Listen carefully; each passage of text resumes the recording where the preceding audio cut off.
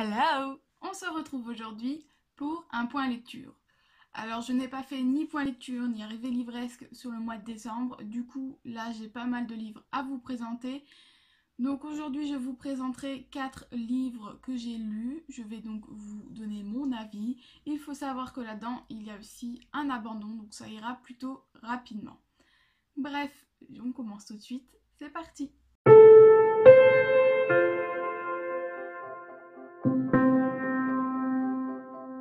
Du coup, je commence par un manga. Il s'agit des Enfants Loups, Ame et Yuki. Alors, l'œuvre originale est de Mamoru Osada et l'adaptation en manga est de Yu, je ne sais pas comment ça se prononce. Je vous montre déjà la couverture et du coup, vous pourrez lire là de qui c'est.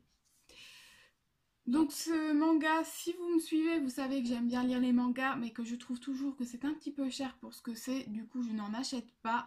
Mais celui-là, j'ai pu l'emprunter à la bibliothèque, là où j'ai travaillé pendant 1 mois et demi, donc de novembre à décembre. Je l'ai emprunté parce que cette couverture, je la trouvais vraiment très très belle. J'ai plus ou moins vaguement entendu l'histoire des enfants loups, mais vraiment je n'y connais pas grand chose. Mais en tout cas là, vraiment, ce qui m'a donné envie de lire, c'est vraiment cette couverture avec ces belles couleurs. Et puis, donc là, on peut voir les deux enfants qui sont vraiment très bien faits. On les retrouve derrière aussi. Voilà, tout simplement, il s'agit d'une couverture que j'ai trouvée belle et je me suis dit, c'est un manga, tu peux l'emprunter, vas-y, lis-le. Ça a été chose faite et c'était plutôt une belle découverte. Donc, petit point négatif, c'est que quand on se trouve à l'intérieur, on n'a plus de couleurs, ce qui est dommage parce que vraiment j'ai beaucoup apprécié les couleurs de la couverture et je trouvais que ça manquait un petit peu. Alors je vous montre un peu, voilà, là on peut voir quelques planches. J'aime beaucoup la transformation des enfants, voilà, qui passent d'enfants à loup et vraiment j'ai trouvé que c'était très bien fait. Pour l'histoire, on va mettre dans le temps, ce sera mieux. Pour l'histoire, il n'y a rien de transcendant. C'est une belle petite histoire sympathique. Des dialogues simples, un beau dessin et ça me suffit pour faire une belle lecture. Je ne mets pas de notes pour ce manga puisque niveau manga, j'en ai pas lu assez pour pouvoir comparer et pouvoir y mettre une note. Donc pour moi, je ne mets pas de notes ici. Mais c'était une belle lecture. Alors c'est un tome 1 et il y a 3 tomes. Donc j'espère peut-être pouvoir trouver un jour le tome 2 et le tome 3 en bibliothèque ou quoi pour pouvoir les emprunter et connaître la suite. Je vous présente ensuite Les âmes brûlées de Andrew Davidson, édition France Loisirs. C'est celui-là que j'ai abandonné. Alors déjà c'est un gros pavé, donc je pense que ça a aidé à l'abandon parce que s'il avait été un peu plus court, j'aurais peut-être poursuivi un petit peu. Mais en fait, j'ai lu ce livre il y a... Je crois que je l'ai démarré début octobre, il me semble. Et suite à ça, j'ai eu le concours Mélibé et les manuscrits. Du coup, je l'avais laissé un petit peu de côté. Parce que finalement, il ne me tentait pas plus que ça. Il ne me donnait pas envie plus que ça. J'avais lu une centaine de pages. Et puis, j'avais commencé les manuscrits du concours. Du coup, quand il a fallu reprendre cette lecture, franchement, je me suis dit non, j'ai vraiment pas envie. J'ai pas envie que ça me crée une panne lecture en me forçant alors que c'est un livre qui finalement ne m'intéresse pas plus que ça. Du coup, j'ai fini par laisser tomber. Alors, tout ce que je me souvenais de ce livre quand j'ai voulu le reprendre, c'est que il y avait un peu de cul dedans. Voilà, c'est tout. Et j'avais pas aimé du tout. Pour le reste, je sais qu'il était à l'hôpital, il me semble. Mais c'est à peu près tout ce que je me souviens. Donc je pense que ça aussi, ça a aidé à ce que j'abandonne. Parce que je me suis dit qu'au bout de 1 mois, si je ne me souvenais même plus des 100 premières pages que j'avais lues, c'est qu'il n'en valait peut-être pas le coup. Voilà. Donc je suis désolée pour l'auteur, mais pour ma part, ça ne l'a pas fait du tout. Je pense que c'est parce que je ne m'attendais pas justement à ce qu'il y ait de la fesse là-dedans. Et donc, voilà, c'est pas vraiment mon genre de lecture. Et donc j'ai abandonné pour faire d'autres belles lectures. Je vous présente maintenant Le Pays des Contes, le tome 1 de Chris Colfer, édition Michel Lafon-Poche. Donc on est arrivé début décembre avec l'hiver, j'espérais la neige qui n'est pas arrivée, Mais du coup, je me suis plongée dans cette réécriture de contes. Ce livre, je l'ai acheté en été, il me semble, ou alors peut-être mars-avril 2016. Du coup, j'ai vraiment voulu attendre l'hiver pour le lire et mettre dans l'ambiance de la réécriture de contes.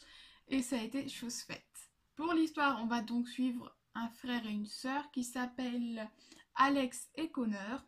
On va les suivre dans une aventure dans laquelle ils vont rencontrer un petit peu les personnages des contes qu'on connaît comme Boucle d'Or, le Chaperon Rouge et tous ces petits personnages fort sympathiques. Ils vont devoir mener une quête pour pouvoir sortir du pays des contes et pour ça ils vont devoir trouver des objets. Alex et Connor, donc les personnages principaux, sont vraiment touchants, insouciants et courageux je trouve, donc ça c'était vraiment le petit plus, j'ai vraiment apprécié les personnages.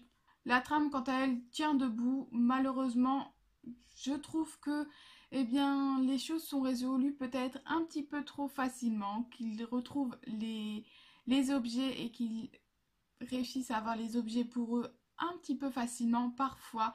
Après, il s'agit d'un livre jeunesse, donc je peux comprendre aussi un petit peu cette facilité, bien que j'aurais aimé un peu plus de difficultés. La fin du livre a été un peu plus rythmée, du coup j'ai préféré. Je pense que voilà, si j'avais été un peu plus jeune, j'aurais peut-être apprécié un peu plus l'ensemble du livre.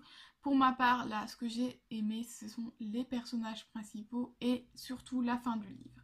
Après, j'ai beaucoup entendu parler de ce livre et du coup, je pense que là aussi, j'en attendais un petit peu trop comme d'habitude. Du coup, pour ma part, ce n'est pas franchement ma saga de réécriture de contes préférée. C'est une belle lecture, mais sans plus pour moi. Du coup, je lui ai mis 2,5, c'est la moyenne. Puisque voilà, j'ai passé un bon moment, mais sans plus. Et donc le dernier livre que je vous présente dans cette vidéo, il s'agit de Bleu Saphir de Kirstinger, édition France Loisirs. Donc il s'agit du tome 2, le tome 1 était Rouge Rubis, je vous l'ai présenté il n'y a pas très longtemps, je vous le mettrai là-bas dans le petit i pour que vous puissiez aller le voir si ce n'est pas encore fait. Pour l'histoire, je vais surtout vous conter un petit peu le tome 1 pour pas vous spoiler. Il s'agit de Gwendoline qui va découvrir qu'elle a un pouvoir un petit peu particulier puisque elle peut voyager dans le temps. Elle va donc devoir mener des missions un petit peu secrètes puisque bien sûr les voyageurs ne sont pas très nombreux et il ne faut surtout pas que le monde entier sache qu'ils existent. Elle va du coup rencontrer aussi un jeune homme qui s'appelle Gideon, j'avais oublié son prénom.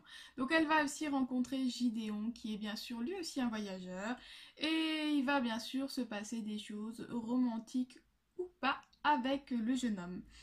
Dans ce tome 2, comme souvent, il s'agit d'un tome un peu plus transitoire avec l'histoire d'amour en premier plan, avec un je t'aime, moi non plus, je t'aime mais je te repousse, je ne veux pas que tu sois avec moi mais finalement je veux quand même.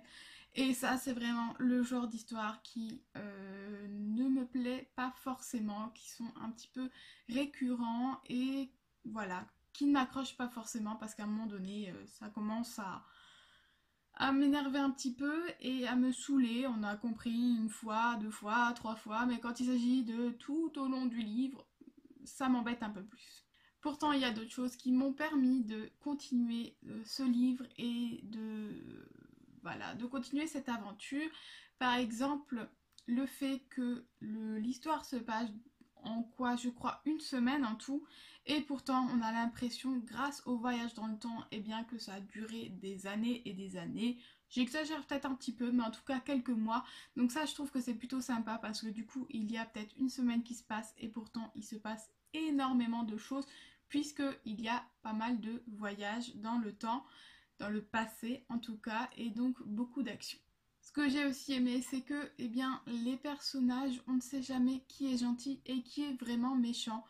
On n'arrive pas à définir vraiment, dans quel camp se trouve quel personnage. Du coup, c'est super intéressant parce qu'on se méfie de tout le monde et on est, rien n'est acquis et on se dit est-ce que vraiment il ment ou est-ce qu'il veut vraiment être gentil ou pas.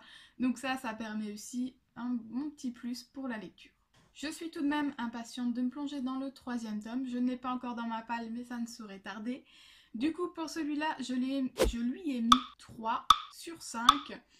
J'ai passé une bonne lecture, mais j'ai préféré le tome 1 et j'espère préférer le tome 3. On le sait, souvent le tome 2 est un tome un petit peu transitoire et du coup je me doutais un petit peu que ça allait pas être le meilleur des tomes. Voilà, je vous ai donc présenté 4 livres, il m'en restera encore 3 à vous présenter dans une prochaine vidéo. J'espère ne pas avoir été trop longue, j'espère que ces livres vous ont plu, que mon avis vous intéresse toujours autant. N'hésitez pas à échanger avec moi et n'oubliez pas de vous abonner si ce n'est pas encore fait. Je vous dis à lundi prochain. Bye!